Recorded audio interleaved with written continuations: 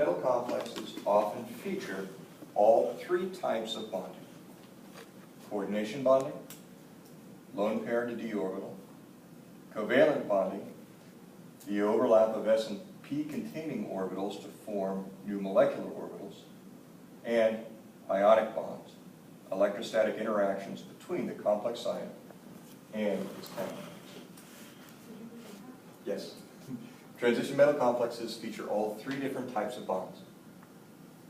Coordination bonds are lone pairs that coordinate into empty d orbitals.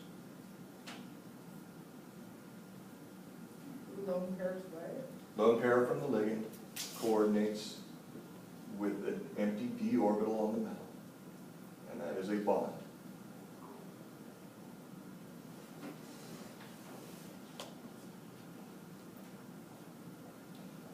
This, if I could pause my repeat for just a second, there's another big important idea to recap here. Do you remember Lewis acid-base theory? Lewis acid-base theory says that the Lewis base has a lone pair or a filled bond. The Lewis acid has an empty orbital. And the combination of those two forms a Lewis acid-base adduct. Lewis acid-base theory goes hand in hand with the coordination bond. The ligand is the Lewis base. The transition metal will be the Lewis acid.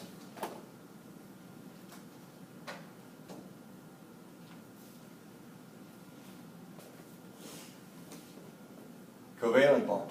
Covalent bonds are found within the ligands, if present. Those are the overlap of s and p containing orbitals to form new sigma and pi molecular orbitals.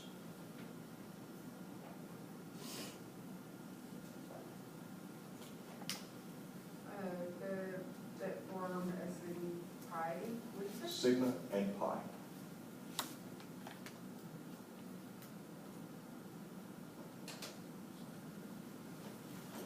And then lastly, transition metal complexes exhibit ionic bonds between the complex ion, which is the term used to describe the transition metal and its ligands, and its counterions, which are the spectator ions necessary to balance charge. These are classic electrostatic interactions, typically very water soluble.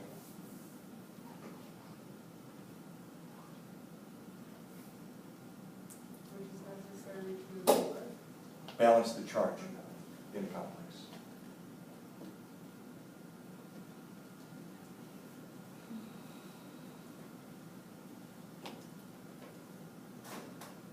Primary valence is the oxidation state on the metal.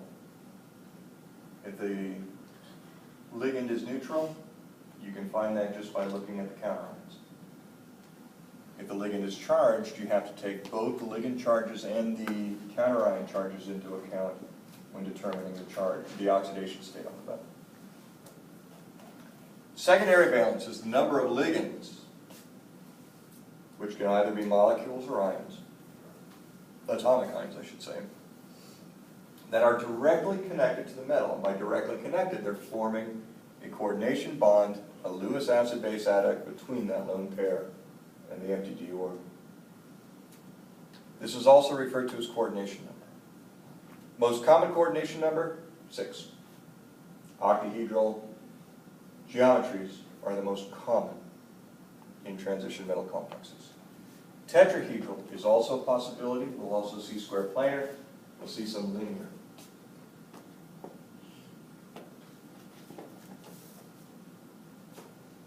We talked at length about the coordinate covalent bond. Call it a coordination bond, coordinate bond, that's fine. Try not to use the word covalent so much. There's not a great blending of those orbitals. It's got a little bit more Lewis acid-based character to it. Ligands can be further classified. If a ligand coordinates one time into the metal, it's called a monodentate ligand. Dentate meaning bite.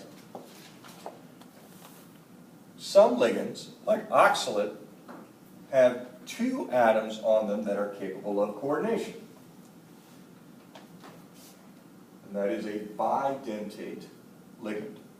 2 atoms coordinate into the metal. Some ligands have 3 atoms that are available to bind into the metal. Those are called tridentate ligands. Anything above 1 is generally classified as polydentate, more than 1 bite into the metal. Oxalate is a bidentate ligand.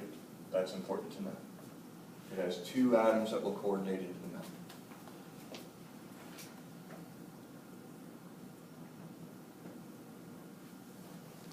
Lots of vocabulary. These are words that are important both for the exam as well as for the next 2 weeks in laboratory. Please get used to these terms.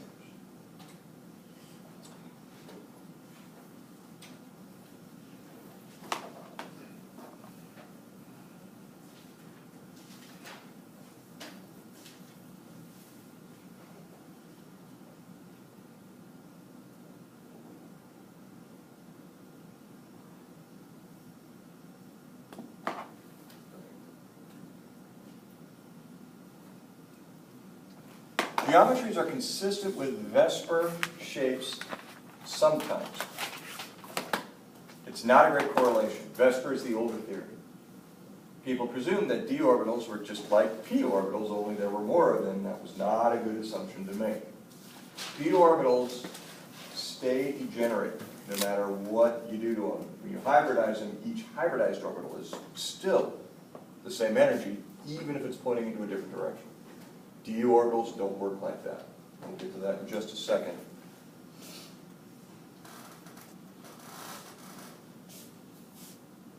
These are the fundamental shapes that we associated with transition metal complexes. To repeat, linear, square planar, tetrahedral, and octahedral. Octahedral is by far and away the most common. There are a number of compounds that can easily interconvert between square planar and tetrahedral by changing temperature.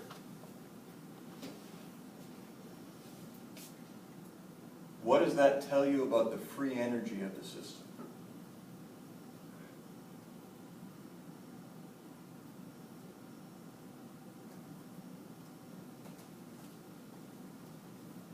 Delta G is equal to delta H minus T delta S, right? What do we know about the relationship of delta H and delta S if by changing the temperature, we change the spontaneity of a reaction?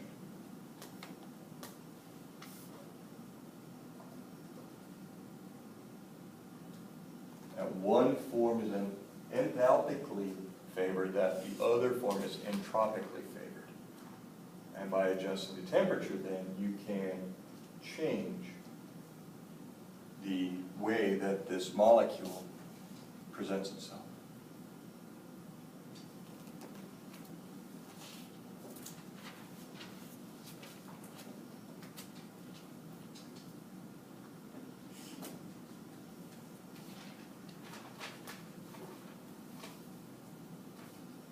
Naming coordination compounds. I don't want to spend a lot of time in class just reading these. Please take a look at these tables. I've given you plenty of practice, I hope. If you need me to open up more of the multiple choice type questions, let me know.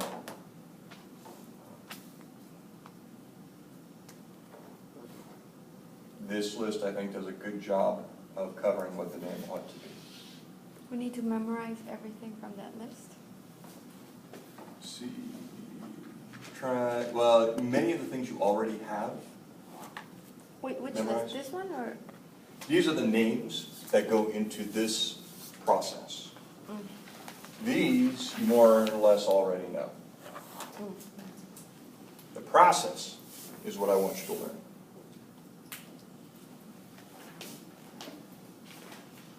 But in fair warning, it's not going to be a whole lot of credit on the exam.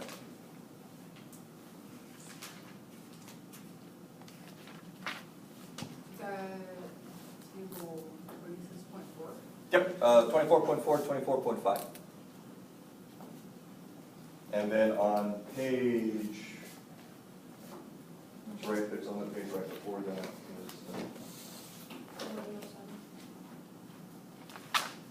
Yes, 1107.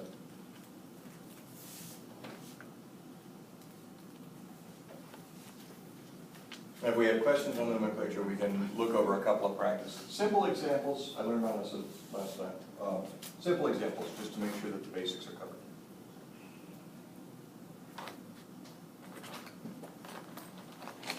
Isomers, one of the big deals that you're going to be looking at in the laboratory, has to do with the isomeric properties of transition metal complexes. This table is available in the book. I want to go over this table in connection with some of the other things we've already said about isomers. Isomers fall into two big categories.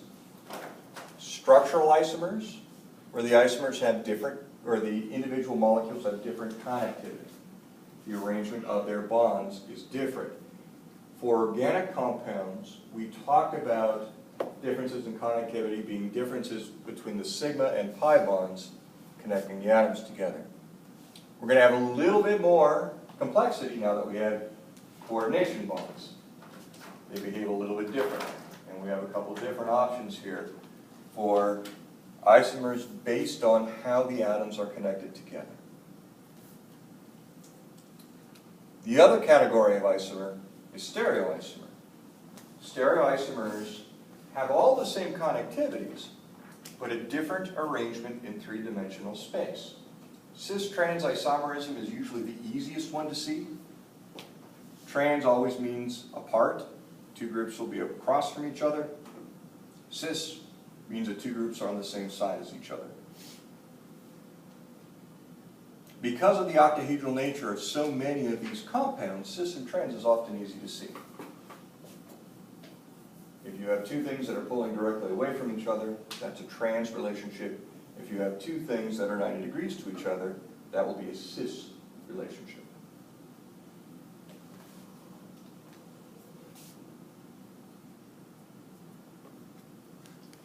In addition to, and we're going to look at a little bit of fact matter as well. There's a different three-dimensional arrangement that you will need to know, especially for oxalate chemistry. The other interesting part of optical isomers gets away from the idea of a central point of chirality, which was everything in organic chemistry, and we have something a little bit closer to the corkscrew, or a threaded screw, or a fan blade. A fan blade has a definite pitch, right? And if you look at a fan blade in the mirror, it is equal and opposite to the one that's real. You can't superimpose those two objects. There is no one point of chirality, but instead there's this kind of fan blade or corkscrew chirality that works along a single line through the compound. Does everybody here try to take off, or if you try and take a bolt into a particular hole and the thread is the opposite sense, what happens to that bolt? It strips down, right? That's the kind of orientation that we're looking at. So we'll be looking at thread sense and developing a terminology to describe that.